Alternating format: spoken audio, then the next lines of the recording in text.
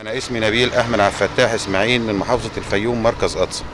يوم 28 ابني جه يحضر فرح عند عمه وجات له رصاصة من الرصاصات الطايشة في دماغه. عملوا له عملية يوم 28 بالليل وعملوا له عملية يوم الأربعاء اللي فات. جات له رصاصة فين وهو فين؟ وهو معدي في الشارع. في أنهي شارع؟ قدام اسم الأربعين. تمام.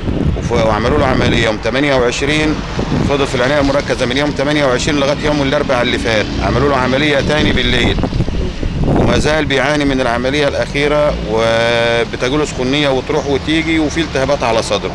وهم حاليا بكرة هيعملوا له أشعة مقطعية على دماغه في مستشفى السواسي العام.